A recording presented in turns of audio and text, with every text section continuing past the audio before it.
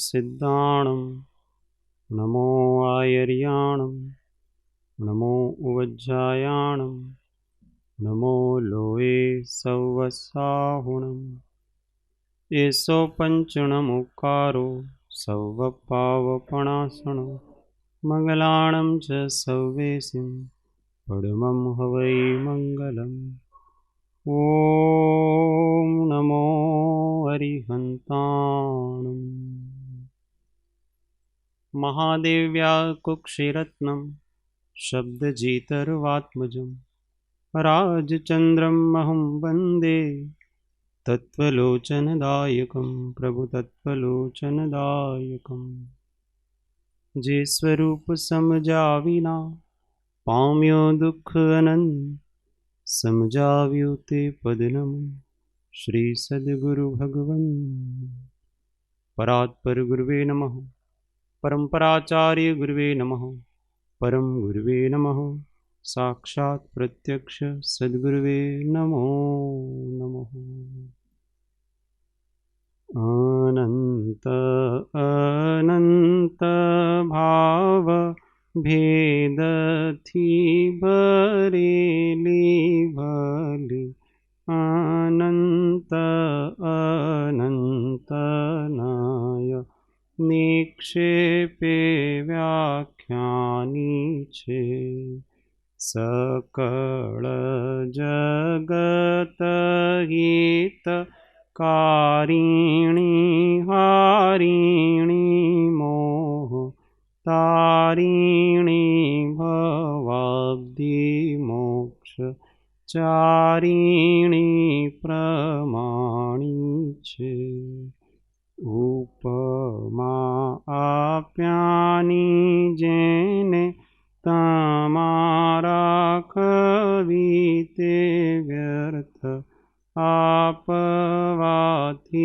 निजमति मापाई में मानी छे अहो राजचंद्र बाळ ख्याल नथी पामताय जीनेश्वर ताणी जाणी तेणे जाणी छे गुरु राज ताणी वाणी जाणी तेणे जाणी छे।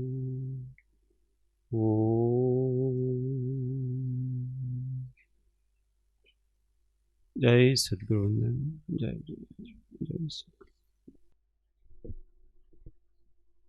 साधना में मौन ये एक बहुत महत्वपूर्ण विषय है।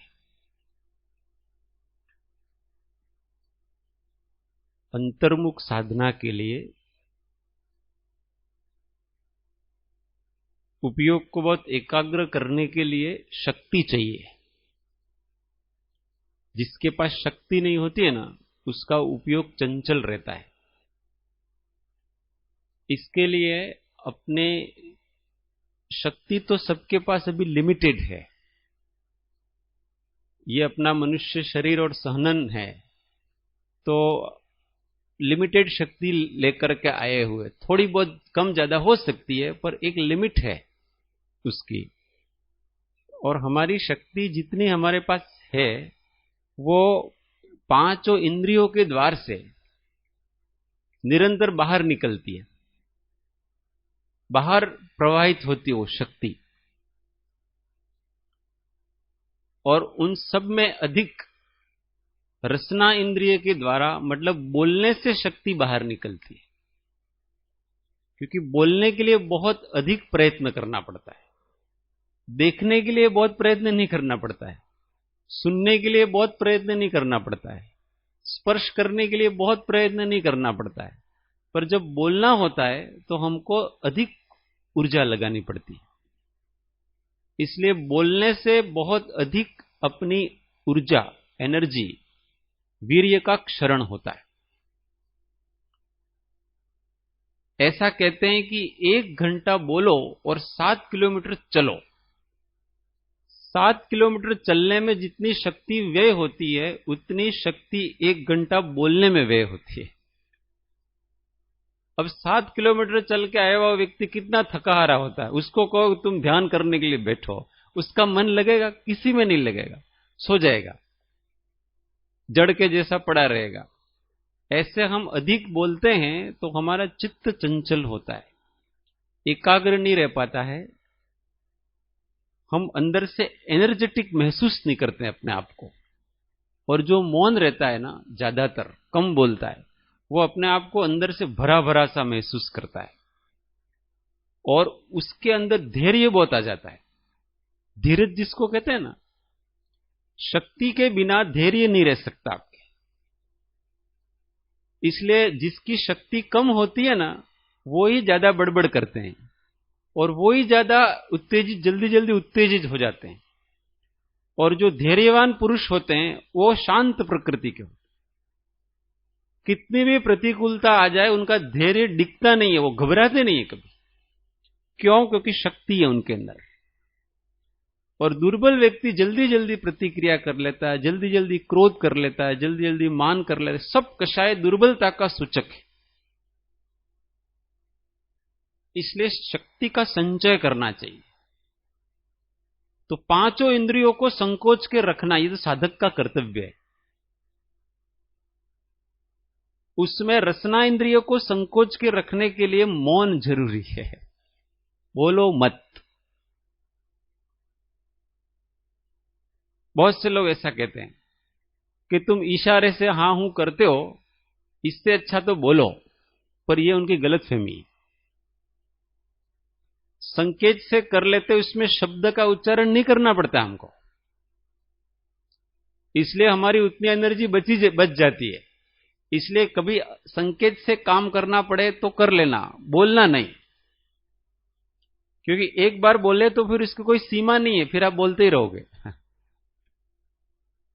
क्योंकि आवश्यक हो उतना ही बोलना, ये बहुत बड़े संयमी लोग कर सकते हैं। बाकी तो एक बार दरवाजा खुला तो वो खुला ही रहता है, उसका कोई अंत नहीं होता है। इसलिए उस दरवाजे को खोलना ही नहीं। तो दिन में साधक को ऐसा नियम बना लेना कि सुबह उठे तब से लगा करके 12 बजे तक मौन, अथवा 10 बजे तक मौन। जब अच्छा साधना का समय होता है तो मौन ही रखना, मौन से सब काम हो जाता। बिना बोले दुनिया चलती है। एक बौद्धों में एक जैन परंपरा चलती है। उस जैन परंपरा में जब उनके बड़े बड़े शिविर लगते हैं ना, 500-500 लोगों के शिविर लगते हैं, 1000-1000 लोगों के शिविर लगते हैं, तो वो कई कई दिनों तक वो 1000-1000 लोग एक शब्द नहीं बोलते और वहां सब काम हो जाता है। अपन सोचते हैं कि वहां भोजन बनाने वाले भी वो लोग होते हैं, दूसरे के ऊपर डिपेंड नहीं है, भोजन पिरसने वाले भी वो लोग होते हैं, सब कुछ उनका करना है, सारा काम इतना सिस्टमेटिक होता है। और वहां ऐसा देखो कि यहां कोई है ही नहीं, ऐसा लगता है 1000 लोग हैं पर एक भी व्यक्ति नहीं है, ऐसा लगता है। और वहां की दिव्यता एक अलग प्रकार से होती है। हमको यूं लगता है कि हमारे खाने के लिए, हमारे काम करने के लिए बिना बोले कैसे रह सकते हैं। कम से कम घर में काम करने वाला आता है, उनके लिए तो बोलना पड़ता है, तो उनके लिए भी बोलने की कोई जरूरत नहीं, वो भी इशारे, इंसान है वो। जब जानवर इशारों से समझते हैं तो इंसान क्यों नहीं समझते इशारों से? जितना हो सके आंख बंद करके रखना, आंख से एनर्जी जाती है। ये तो मैंने केवल वाणी की बात की। बिना काम की आंख खोल के क्यों बैठना? क्योंकि जब आंख खुली होती है तो हमारी दृष्टि दृश्यों को देखने में जाती है और चंचल होती है।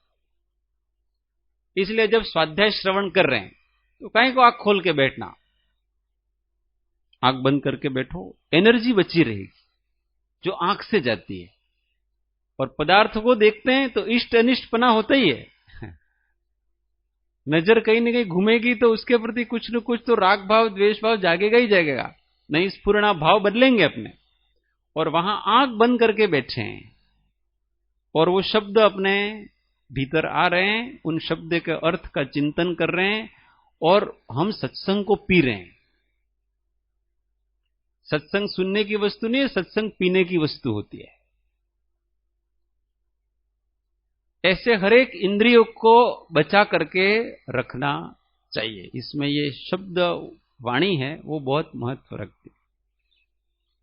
जहां तक हो सके कम से कम बोलना। मेरा तो ऐसा विचार रहता है कि इस आश्रम में रहने वाले लोग इतने मौन प्रिय हो कि पता ही नहीं चले कि इस आश्रम में लोग रहते हैं।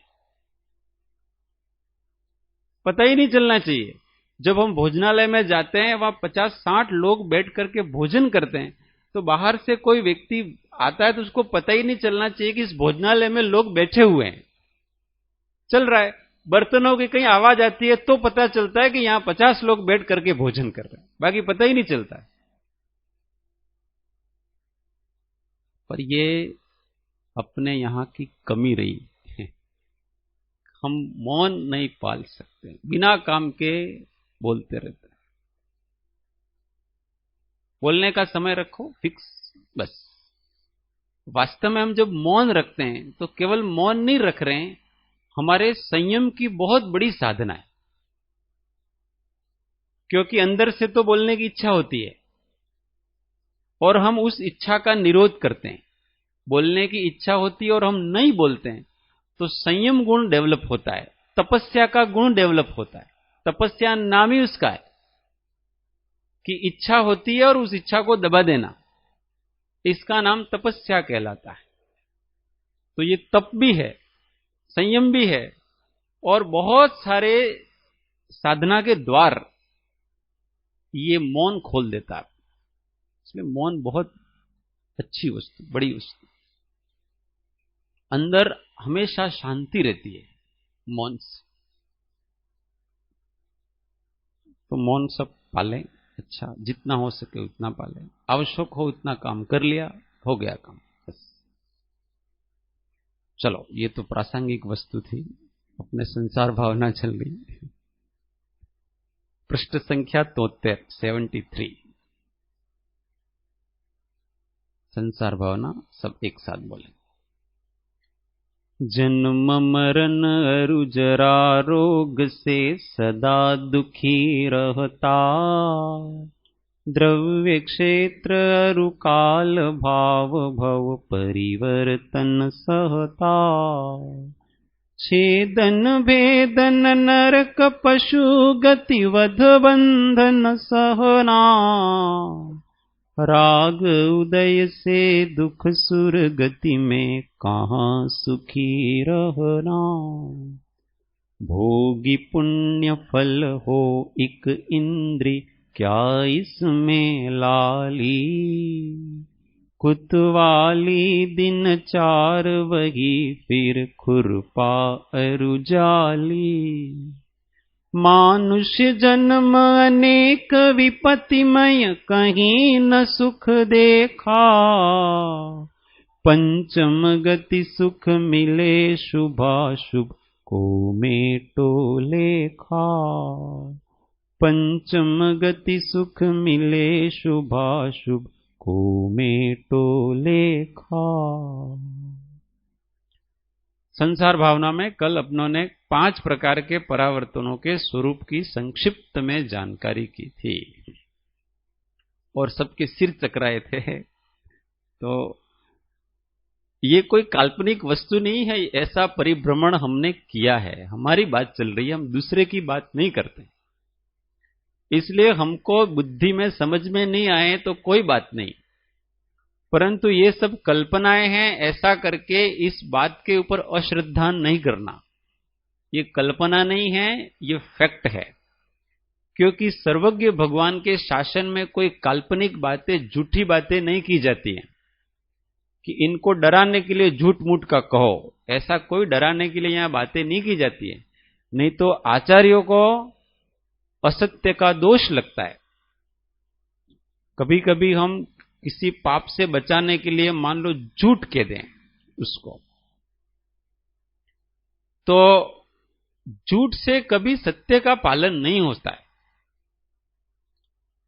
जो सत्य है वही बताओ उसको, तो वो झूठ कहने से अपने को असत्य का दोष लगता है। तो आचार्यों ने जो वर्णन किया है तो उन्होंने लोगों को घबराने के लिए, भय दिखाने के लिए नहीं किया है। सत्य बात है, सर्वज्ञ देव की वाणी में ऐसा आया है, इसलिए ऐसा उन्होंने लिखा है और ऐसा परिभ्रमण हमने किया है। हमको परिभ्रमण से बचाने के लिए वो ऐसी बातें लिख रहे हैं। अब आगे 4 गतियों का वर्णन है। 4 गतियों में दुख क्या है वो कहते हैं। तो छेदन भेदन नरक पशु गति वध बंधन सहना। नरक में छेदन भेदन, ये नरक के दुखों का वर्णन। छेदन भेदन का मतलब नरक में जो नारकी होते हैं वो एक दूसरे को मारने काटने का काम ही करते रहते हैं। एक दिन में एक नारकी का शरीर क्या मालूम कितने समय कितनी बार कट जाता है, परंतु उनके शरीर की ऐसी विशेषता होती है, वो वैक्रिक शरीर होता है, इसलिए उसके 1000 टुकड़े कर दो तो भी वो वापस जुड़ जाता है, मरता नहीं। इसलिए नरक के जीवों को सबसे बड़ा दुख यही है कि वहां आत्महत्या करने की कोई व्यवस्था नहीं। अपने यहां तो किसी के ऊपर बहुत दुख आ जाता है ना, तो चलो इन दुखों से दूर होंगे यूं करके वो आत्महत्या कर लेता है, विष खा लेता है, जल जाता है, तो उसको यूं लगता है कि मैं इन दुखों से छूट जाऊंगा। वैसे वो छूटता नहीं है, अधिक कर्म बांधता है, इसलिए आत्महत्या को पाप का है। पर नरकों में वो व्यवस्था भी नहीं है।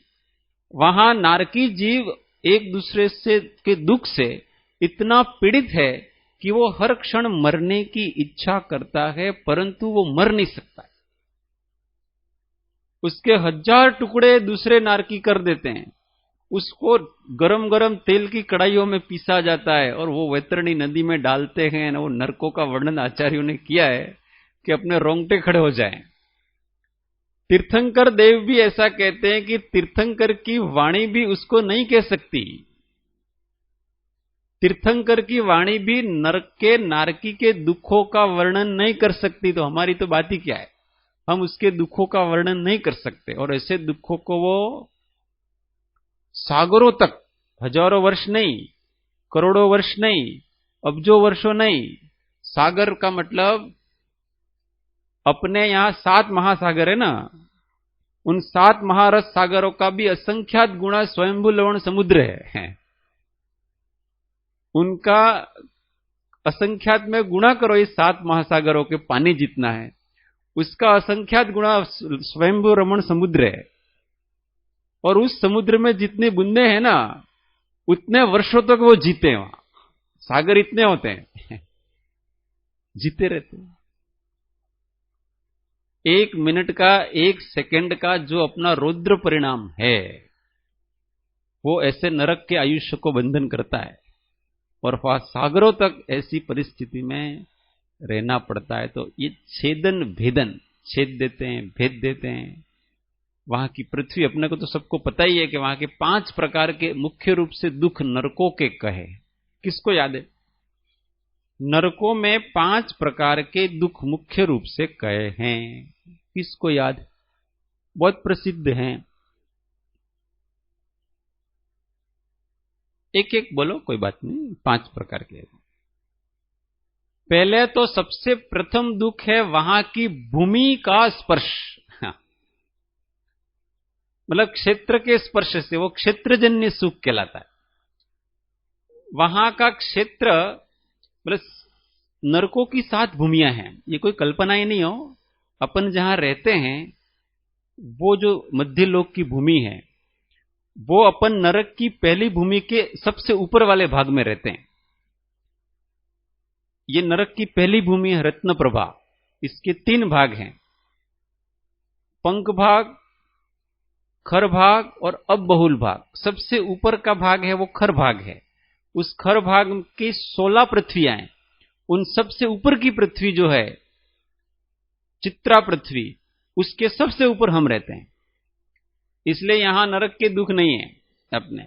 इसके बाद पंख भाग है उस रत्न प्रभा का, उसमें असुर कुमार और राक्षस जाति के देव रहते हैं, उनके भवन है, इसलिए वहां भी नरक का दुख नहीं है उनको। वहां देव जाति के लोग रहते हैं। और उसका जो तीसरा भाग है, अब बहुल भाग, वहां पर नारकी लोग रहते हैं। ये प्रथम नरक के नारकी रहते हैं। तो वहां फिर दूसरा नरक शर्करा प्रभा, और फिर तीसरी भूमि बालू का प्रभा, और फिर चौथी भूमि पंक प्रभा, और फिर चौथी भूमि का आधा भाग, मतलब दो तिहाई भाग निकाल दो, वहां तक उष्णता है, मतलब वहां तक गर्मी है। कैसी गर्मी है?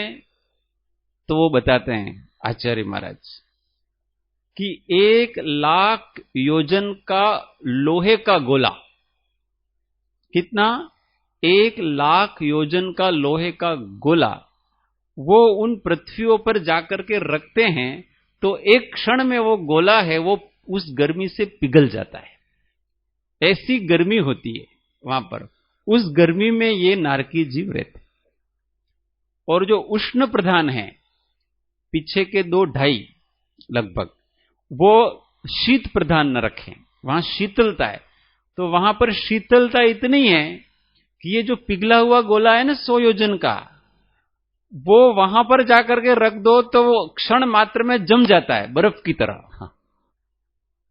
क्योंकि शीत होता है, वहां फ्रिज में रखते हैं ना, कोई चीज जम जाती है ना, तो वहां वो 1,00,000 योजन का पिघला हुआ गोला वो जम जाता है, बर्फ बन जाता है फ्रैक्शंस ऑफ सेकंड में, तुरंत।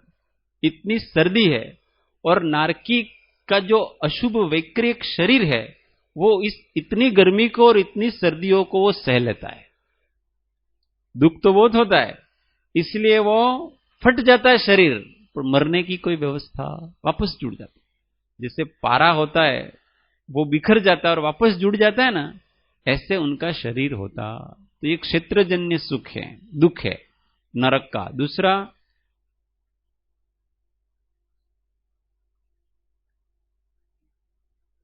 परमाधामी देव।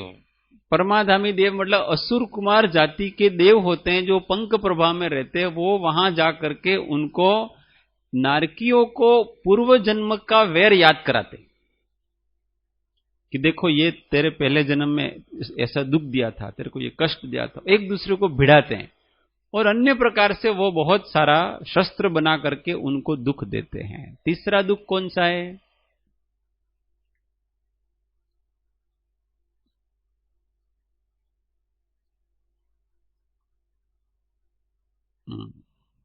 दो ही प्रकार के हुए थे। ये तो कितनी बार आ गया होगा ना, हमने कितनी बार सुन रखा है इसको। हमने सुन रखा है, परंतु हम सुन करके इस कान से सुनते हैं, इस कान से निकाल देते हैं, इसको कभी चिंतन में नहीं लेते हैं कि जब नरक के दुखों को वैराग्य के लिए ऐसे इन दुखों का चिंतन में लेना कि मैं इस नरक में कितनी बार जा चुका हूं और वहां मैंने ये सब दुख सहन किए हैं, तो उसको बार बार चिंतन में लेना। और अभी फिर से मैं उन कारणों का सेवन करूंगा जो नरक में जाने के योग्य है, तो फिर से मेरी यही गति होगी, तो वैराग्य आता। वहां भूख प्यास का दुख है, तीसरा दुख। वहां भूख और प्यास इतनी लगती है कि एक नारकी जीव को इतनी भूख लगती है कि अपने यहां का पृथ्वी का जितना अनाज है ना, वो सब अनाज दे दिया जाए तो वो खा सकता है, इतनी भूख लगती है। परंतु उनको एक कण भी नहीं मिलता है, क्योंकि वहां कुछ है ही नहीं खाने का। वहां बहुत भूख लगती है तो वो जो मिट्टी होती है ना, बहुत ही दुर्गंध युक्त मिट्टी होती है वहां। उसकी दुर्गंध इतनी होती है कि वहां की जो नरक की भूमि की मिट्टी है, उसको एक मुट्ठी मिट्टी यहां ला करके रख दें तो अपने सारे गुजरात के प्राणी, अहमदाबाद के नहीं, पूरे गुजरात के एरिया के प्राणी है ना, वो उस दुर्गंध से मर जाएं। कोरोना से नहीं, उस दुर्गंध से। कोरोना कहीं नहीं लगता उसकी, उस मिट्टी की दुर्गंध इतनी है, सहन नहीं कर पाएंगे। और वो दुर्गंध युक्त मिट्टी, इन लोगों को भूख लगती है ना तो खाते हैं, क्योंकि दूसरी तो कोई सामग्री नहीं है उनके पास। वहां कुछ पैदा ही नहीं होता, वहां वर्षा नहीं होती, कुछ होता ही नहीं है, अनाज वगैरह, फल फ्रूट वृक्ष कुछ नहीं है वहां पर, तो इसलिए उस मिट्टी को खाते हैं। परंतु उस मिट्टी में क्षुधावेदनीय कर्म को उपशांत कर सके ऐसी योग्यता नहीं। आप उस मिट्टी को कितना भी खा जाओ परंतु आपकी भूख नहीं मिटती है। क्यों? क्योंकि उस मिट्टी की योग्यता क्षुधा को शांत करे ऐसी नहीं। ऐसी प्रत्येक वस्तु की योग्यता क्षुधा को शांत करे, कोई भी कार्य कर सके ऐसी नहीं होती है। जैसे जल की योग्यता है, वो अग्नि को बुझा सकती है, परंतु घी की योग्यता है वो अग्नि को बुझाने की नहीं होती। आप अग्नि में घी कितना भी डालो पर वो अग्नि को नहीं बुझा सकेगी, पर पानी अग्नि को बुझा सकेगा, क्योंकि पानी के जो परमाणु हैं वो पुद्गल है, उनमें ऐसी क्षमता है कि वो अग्नि को बुझा सकती है, वो योग्यता है उनकी, घी की नहीं है। उसी प्रकार से वहां की मिट्टी की योग्यता क्षुधा को शांत करने की नहीं है, इसलिए वो मिट्टी खाते रहते हैं तो भी भूखे ही रहते, और जितना आयुष्य होता है तब तक उनको भूख सताती रहती है। हमको तो यहां 12 सवा 12 हो जाते हैं तो भी अपने को ये लगता है कि आज मोड़ थे कि वो सफाई के लिए। मैंने एक दिन बसंत बा को कहा, भाई आप लोग 11:15 से 12:15 तक सफाई करे तो क्या दिक्कत है? ना ना 12 वागे એટલે પેલા બેલ પડે એટલે જમવાનો જોઈએ જ જોઈએ આપણે। तो हम 15 मिनट भी हम अपने को इधर उधर हो जाए तो अपने को कैसा लगता है? कहीं ज्यादा थोड़ा स्वाध्याय चल गया अथवा कोई थोड़ी ज्यादा बड़ी सफाई कर दी वगैरह, तो वहां के लोग भूखे ही रहते। तो ये भूख और प्यास का बहुत बड़ा दुख है उनको। ये कितने दुख हो गए?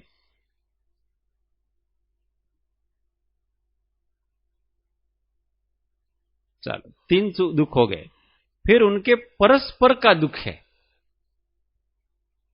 परस्पर का दुख, वो नारकी एक दूसरे को मारते काटते रहते हैं परस्पर। जैसे अपने यहां परस्पर एक दूसरे को हेल्प करते हैं ना, ऐसे वहां परस्पर एक दूसरे को लड़ाई ही करते रहते हैं। बस एक गुट बनेगा, वो दूसरे गुट के ऊपर आक्रमण करेगा, फिर वो गुट दूसरे गुट पर आक्रमण करेगा, ऐसे वो दिन भर करते रहते हैं। वहां तो दिन रात होता नहीं, इसलिए उनको तो पता ही नहीं है।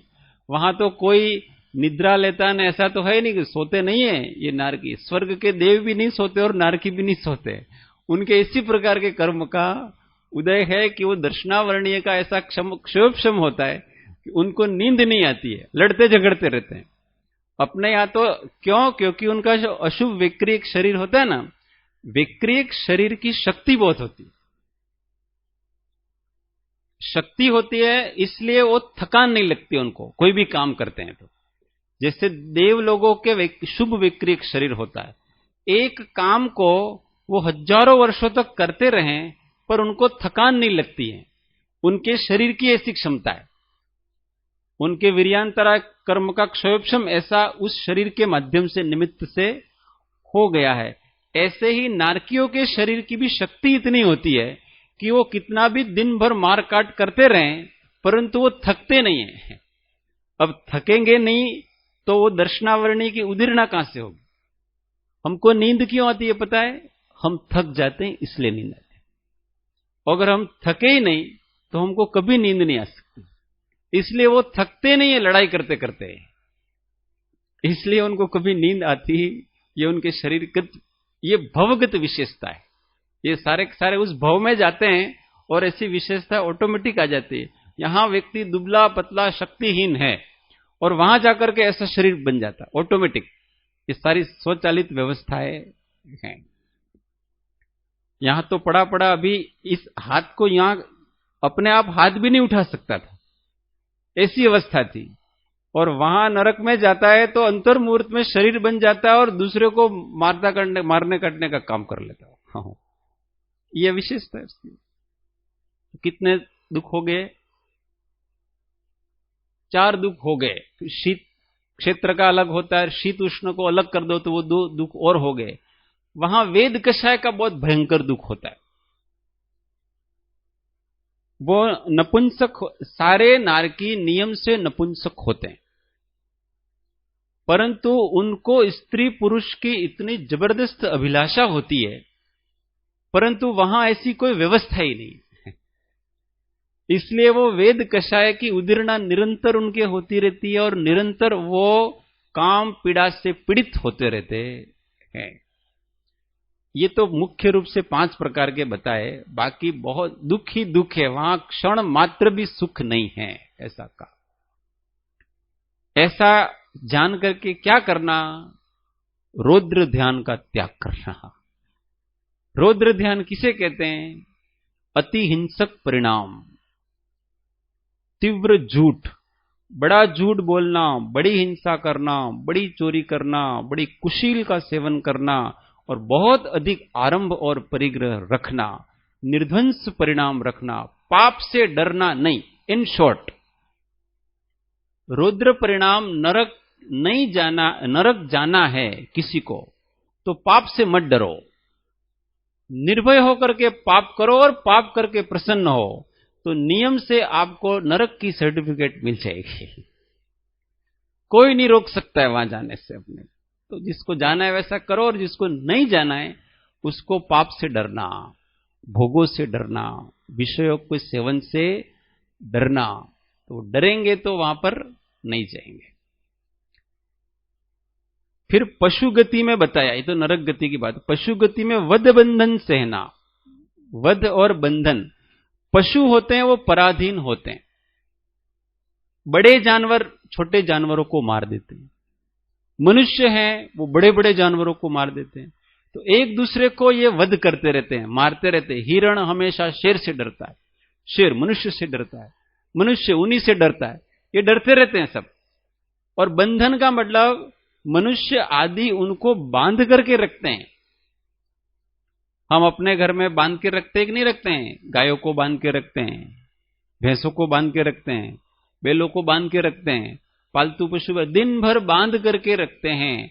और वो पराधीन है, बेचारे कुछ बोल नहीं सकते, उनको स्वतंत्र रहना है। सबको स्वाधीनता प्रिय है, अच्छी लगती है स्वाधीनता, परंतु हम उसको बांध के रखते हैं।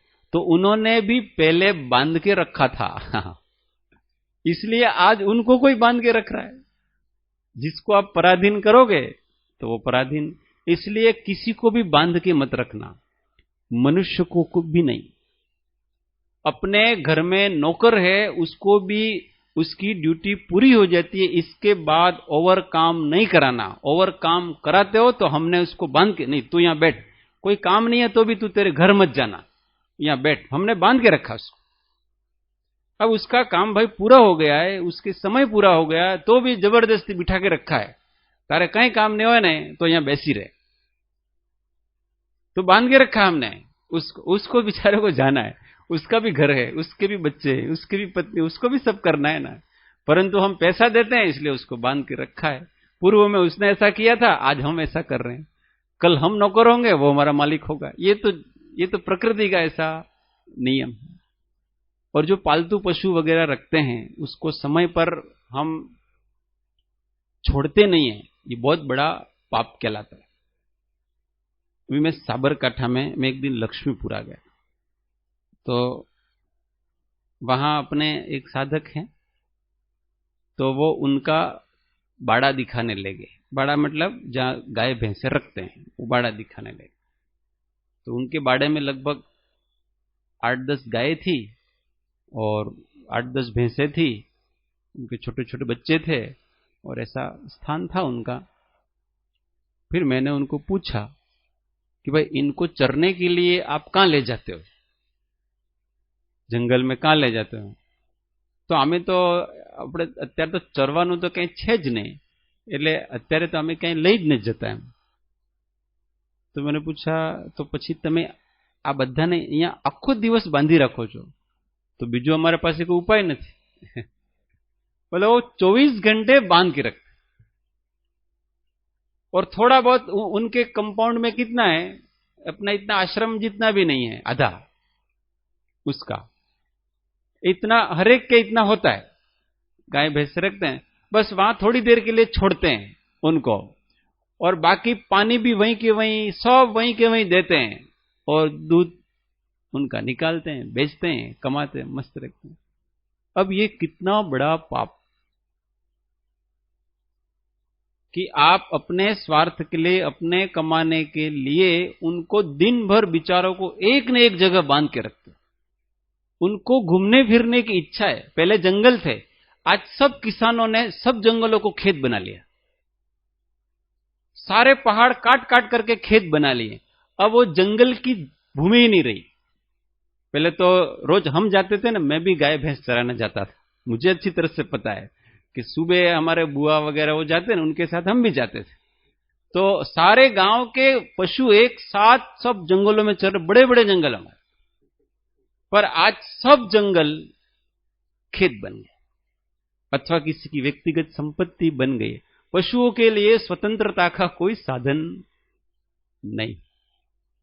फिर मैंने तो उसी समय वही नियम ले लिया कि हम आपके इस गांव की न दूध नहीं पिएंगे हैं, क्योंकि हमको पाप लगता है ना।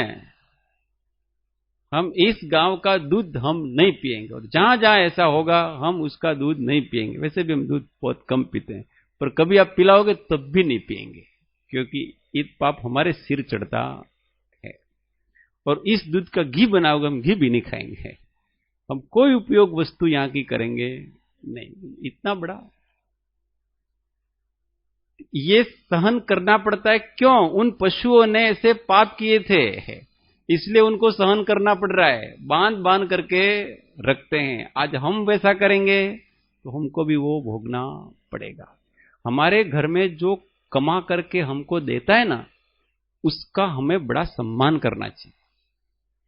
हमारा बेटा कमा करके लाता है तो हम उसको कितना सम्मान देते हैं। उसके लिए गरम गरम भोजन बनाएंगे, ठंडा भोजन नहीं खिलाएंगे उसको। तो ये पशु हमको कमा करके देते हैं, देते कि नहीं देते? तो हमको उनका कितना सम्मान करना चाहिए, कितनी देखभाल करनी चाहिए उनके सुख दुख का। ये संवेदनाएं होती है। स्वार्थ में सब भूल जाते हैं। तो ये पशु गति के दुख है, वध और मुख्य रूप से बंधन, बंद करके रहना पड़ता है। राग उदय से दुख सुरगति में कहां सुखी रहना।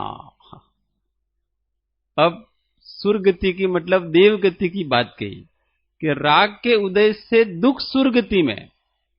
देवों के भी राग का उदय है। तो राग के उदय से क्या होता है कि उनके पास भोग की सामग्री बहुत है और उस भोगों में उनको आसक्ति है, तो वो भोगने के लिए दौड़ते हैं। कैसे दौड़ते हैं? जैसे अपने यहां कोई व्यक्ति 3 दिन से भूखा है और उसके सामने 56 भोग बना करके थाली में रख दो, तो कैसे खाएगा? झपटे मारता है उसके ऊपर। ऐसे उनको वो भोग की सामग्री मिली है, तो वो इस प्रकार से वो राग के उद्देश्य से उनके ऊपर झपटा मारते हैं और इतना आसक्ति पूर्वक उन भोगों को भोगते हैं कि वो दुखी रहते हैं। हम अगर देखें ना, जैसे अपने कोई रोटी वगैरह 8-10 कुत्ते हो और 8-10 कुत्तों के बीच में अपन कोई रोटी दाल चावल ऐसा कुछ खाने की सामग्री डाल दें, और वो कुत्ते कैसे टूट पड़ते हैं। ऐसे जीव अब देखो तो वो भोग में ऐसा लिप्त रहता है, कुत्ते के जैसे लिप्त रहता है भोग में। पता ही नहीं है कौन क्या है, क्या हूं, कुछ पता नहीं उसको। तो वो दुख वो अब उन कुत्तों को जब हम देखते हैं, एक साथ उस एक रोटी के लिए 10 कुत्ते टूट पड़े, उसको हम देखते हैं तो हमको ऐसा लगता है कि ये कुत्ते सुखी हैं। ऐसा लगता है ये कुत्ते कितने दुखी हैं, जबकि वो भोग रहे हैं, उसके रोटी खा रहे हैं तो भी वो दुखी हैं। क्यों? क्योंकि वही तो दुख है, भोग में आसक्त होकर के आकुल व्याकुल हो रहे हो। भोग भोगते समय व्याकुलताई होती है और वो व्याकुलताई तो दुख है। इसलिए देव भी विषयों में आसक्त रहते हैं, इसलिए वो दुखी हैं। ये दुख का, उनको सुख की सामग्री मिली है पर सामग्री को भोगने की व्यग्रता है, इस कारण से वो दुख है। तो अब देवलोक में भी कोई सुख रहा नहीं। अब आगे कहते हैं, भोगी पुण्य फल हो एक इंद्री क्या इसमें लाली है। अपने पुण्य के फल को वो भोग लेते हैं सारे देव। यहां से तो अच्छा कोई सेवा के कार्य इत्यादि किए होंगे तो वो फिर उसके पुण्य से वो देव बनता है और सारा भोग भोग करके सारा पुण्य खर्च कर देता है और फिर क्या करता है, हो एक इंद्रिय, एक इंद्रिय में जाता है। ये जो अज्ञानी देव होते हैं ना, मिथ्या दृष्टि, कोई अच्छा कोई पुण्य कर्म करके पहुंच जाते हैं और मुख्य रूप से जो भवंत्रिक आदि में जन्म लेते हैं, भवनवासी, व्यंतरवासी और ज्योतिष, इसको भवंत्रिक कहते हैं। इन देवों की स्थिति यही होती है कि वो भोग भोगते रहते हैं और फिर लास्ट में उनके सब पुण्य खत्म हो जाते हैं तो वो एक इंद्रिय में वापस चले जाते हैं, झाड़पान बनते हैं अथवा पृथ्वी का एक, जल का एक इत्यादि बनते हैं, क्योंकि पुण्य का जब बैलेंस थे वो सब खत्म कर दिया। अब बताओ देवलोक में जाना अच्छा बुरा? तो कहते हैं भोगी पुण्य फल हो एक इंद्री, क्या इसमें लाली, इसमें कौन सी लाली है, मतलब उसमें कौन सी बड़ी बात है। कुतवाली दिन 4 वही, फिर खुरपा अरुजाली। बहुत अच्छा दृष्टांत दिया है। कुतवाली दिन 4, कुतवाली मतलब कोतवाल, मालिक, क्या आप 4 दिन मालिक हो और फिर क्या है, खुरपा अरुजाली। आप कोई किसी खेत का मालिक होता है ना, तो और दूसरे लोग उसके मजदूर होते हैं, तो मजदूर क्या, वो तो वहां खड़ा रहता है डंडा लेकर के और मजदूरों से काम करवाता है। तो खुरपा लेते हैं और जाली का मतलब वो तगारी होती है, खुरपा होता है, उसमें मिट्टी खोदते हैं और उसमें मिट्टी डालते हैं और फिर दूसरी जगह काटते हैं, ऐसे काम करवाते हैं, मतलब श्रम करवाते हैं। तो वो किसान अभी थोड़े दिन के लिए, 4 दिन के लिए ही वो मालिक है, फिर बाद में जो इन श्रमिकों से वो काम करा रहा है ना, कल को फिर वो श्रमिक बनेगा।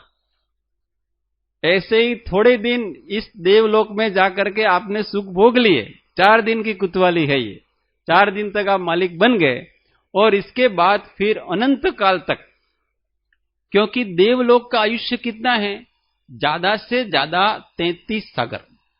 33 सागर में तो कोई जन्म लेता ही नहीं है, मिथ्या दृष्टि जीव होता है जो एकेंद्रिय आदि बनता है, वो ज्यादा से ज्यादा 31 सागर तक का आयुष्य की उसको मिल सकता है, ग्रेवेक तक जा सकता है, इससे अधिक उसका आयुष्य होता नहीं है। अब वहां उतना आयुष्य पूर्ण कर लिया और वापस एकेंद्रिय में गया, तो एकेंद्रिय में तो वो अनंत काल तक रहता है, वहां 31 सागर कहां लगता है, इसलिए 4 दिन ही है वो, और इसके बाद फिर वो खुरपा और जाली, फिर वही के वही काम पकड़ो, वही के वो करो, कुतवाली कर ली। इसलिए अपने को पुण्य के योग से अच्छा मिला है तो अभिमान नहीं करना, दूसरों का खून नहीं चूसना। ये तो अधिकार, लक्ष्मी, ये सब मिला है अपने को, ठीक है, पुण्य का उदय है, तो दूसरों के सम्मान का, मान सम्मान का, आवश्यकताओं का ध्यान रखते हुए फिर नीतिपूर्वक कुछ भी भोगना हो तो वो भोग लेना, नहीं तो ऐसे कर्म बंद होता है। आगे कहते हैं मानुष जन्म अनेक विपत्ति में कहीं न सुख देखा।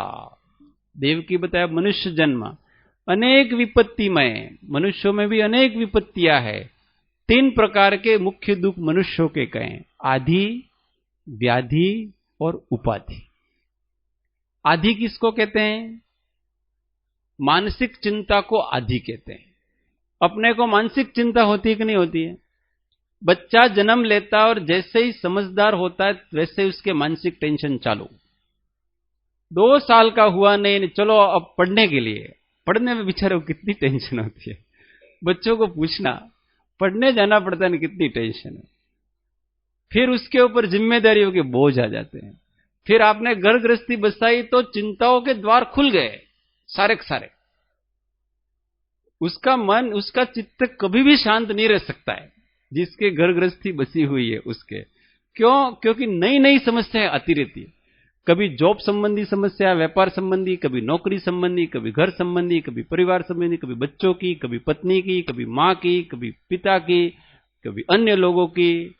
इतनी सारी समस्याओं से रोज घिरा रहता है, तो ये आदि। फिर व्याधि, अब किसी को मान लो मानसिक टेंशन लेने की आदत नहीं हो तो व्याधि, शरीर के रोगों से दुखी रहता। आज सर्दी हो न कल बुखार आया न कल कोरोना आया न कल कैंसर हुआ न कल ये डायबिटीज हुई न किसी को क्या हुआ, और उससे डरता रहता है, मेरे को ये नहीं हो जाए, मेरे को वो नहीं हो जाए, ऐसे डरता रहता है, डर डर में निकाल देता है। तो व्याधि का दुख और उपाधि, आदि व्याधि और उपाधि, ये बड़ा दुख। उपाधि का मतलब जिम्मेदारी। कोई भी जिम्मेदारी, हम मां हैं तो हमारे ऊपर बहुत बड़ी जिम्मेदारियां हैं, ये उपाधि है एक प्रकार। हम पिता हैं तो हमारे ऊपर बहुत बड़ी जिम्मेदारी है। हम किसी स्कूल के टीचर हैं अथवा कोई भी प्रिंसिपल हैं तो हमारे ऊपर कोई जिम्मेदारी। हम मैनेजर हैं तो हमारे ऊपर जिम्मेदारी, हमारे ऊपर ये सब जिम्मेदारी है। जितनी जिम्मेदारी लो तो आप विकल्प रहित नहीं हो सकते। जिम्मेदार व्यक्ति कभी भी विकल्प रहित नहीं हो सकता। उसके बैकअप माइंड में ऐसा चलता रहता है कि यार मैं अभी जिम्मेदार हूं, मेरे को इन सब की चिंता करनी चाहिए, ये चिंता खा गई। अब बताओ निर्विकल्प समाधि का सुख कहां से मिलेगा? और सुख तो निर्विकल्पता में है। और जहां तक विकल्प, ये आदि व्याधि और उपाधियां हैं, वहां तक विकल्प रहते हैं। इसलिए मनुष्य है वो भी हमेशा दुखी ही रहता है, भले कितना भी बड़ा हो जाता ज्यादा दुखी। आज सबसे अधिक दुखी ज्यादा धनवान लोग हैं। पंचम गति सुख मिले, शुभाशुभ को मेटो लेखा। इसलिए इन चारों गतियों में कहीं पर सुख नहीं है, पंचम गति सुख मिले। पांचवी गति मतलब कौन सी? मोक्ष, मुक्त हो जाओ। और मुक्त होने का मार्ग क्या बताया? शुभाशुभ को मेटो लेखा। लेखा मतलब अपने जो कर्म हैं, भाग्य हैं, उसको कर्म कहते हैं, विधि। शुभ और अशुभ जितने प्रकार के कर्म हैं वो सब लेखा मिटा दो, अर्थात सारे कर्मों को नष्ट कर दो अपने ज्ञान ध्यान और तप से। तो हमको पंचम गति अर्थात इस संसार से हम मुक्त हो सकते हैं। और मुक्ति में ही सुख है, संसार में कहीं पर भी सुख नहीं है। इस प्रकार से साधक संसार भावना का चिंतन करता है। और फिर संसार से चिंतन इसलिए करता है कि संसार से वैराग आए, वैराग्य के लिए चिंतन करता है। संसार महादुख सागर के, प्रभु सुख दुखमय सुख आभासों में, मुझको न मिला सुख क्षण भर भी, कंचन कामिनी प्रासादों में। मुझको न मिला सुख क्षण भर भी, कंचन कामिनी प्रासादों में। सद्गुरु परम कृपाणु त्रिलोकनाथ की जय, सब संतन की जय। आनंद घन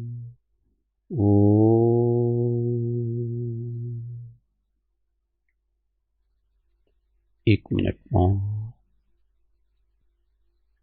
आत्म अनुसंधान।